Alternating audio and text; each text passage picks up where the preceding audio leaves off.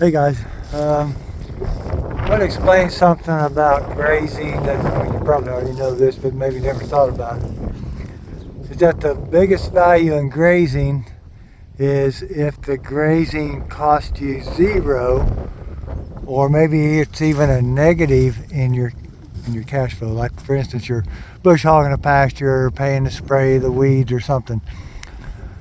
So here's a good example.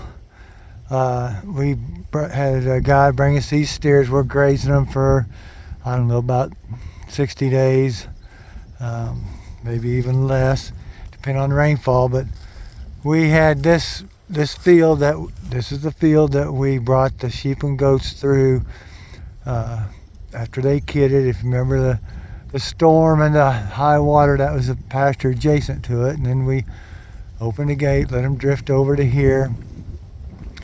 And we had a plant of oats and winter peas, I think. So we had them on here. We grazed it down, and then we moved them on off.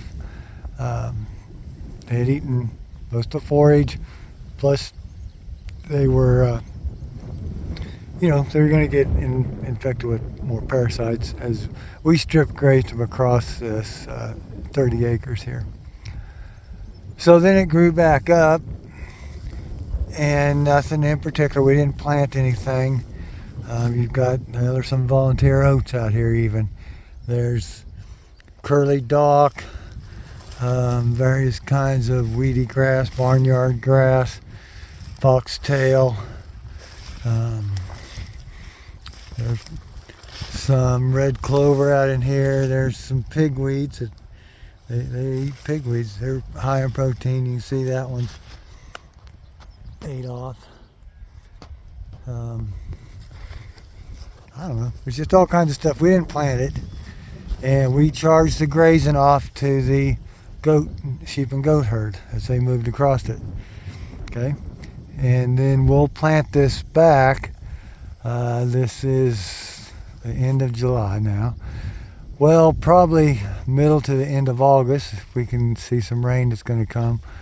We'll plant this back to winter cereal. Now, this is the field that you've seen videos where we've had the feeders out on. We use this field, we use it a lot, actually. And so we'll plant this to a cereal, something high in protein, something that will give the lambs and kids, after we wean them, we'll put them out here, and we want them to have 16 maybe 18% protein. So that's what we plan on doing, but it's not time yet. It's too early for that. It won't grow when it's just dry and if it's hot. So it's a cool season grass, annual. So it'd be something like cereal rye, triticale, wheat, winter peas, maybe, I don't know, maybe some veg. I'll probably ask Dale Strickler or the guys at Green Cover, that's where we get our seed, what we should plant out here for my objective. And they'll kind of give me a good idea of the mix we should use, and after I tell them what we're wanting to do. But in the meantime, here for 60 days, these calves are on this, and we're getting paid so much per head per day. And they're just eating this, weeds basically. If you want to call it weeds, I call it forage.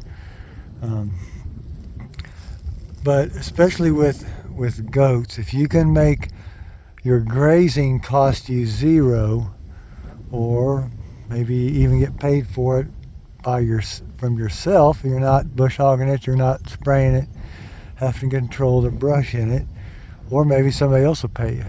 See, or maybe like us, you put your goats on other people's property that don't cost you anything. You don't pay them and they don't pay you, something like that. And that really affects your bottom line. See, you don't have land payments, you don't have rent payment. So I just wanted to kind of bring this. I know you know this, but I wanted to bring it to the forefront of your mind to look for those kind of opportunities on your own place and even on your neighbors. And I'll take a moment here to talk again about our grazing school coming up Well, Dale's school will be September 9th, 10th, and 11th, and then ours is 12 and 13. They're in a way two separate schools. His is on soil health, on grazing, on maybe what you would plant in this situation here, like I just described. And then ours will be more about actual hands-on management of sheep and goats. And especially goats seem to be a little more difficult.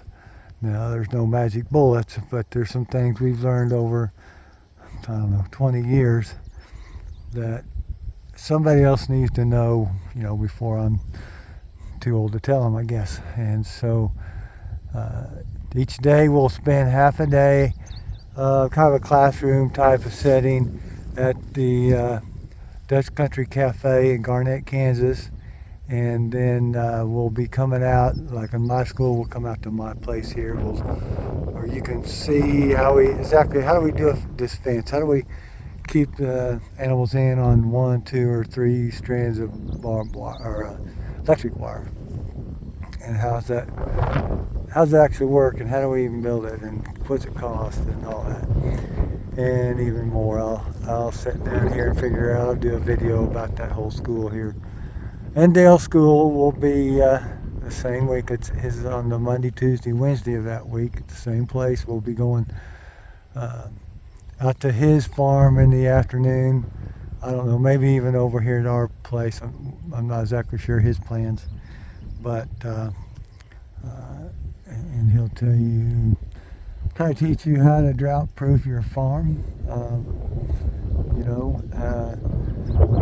Quite honestly, I don't even know. I've been to some of Dale's programs. I've known him for, I don't know, over 15 years probably, since I first met him. But there's never something I don't learn every time I listen to Dale. And I call him occasionally and try not to be a burden to him, but, just to ask him questions on forage and cover crops and grazing and that kind of thing.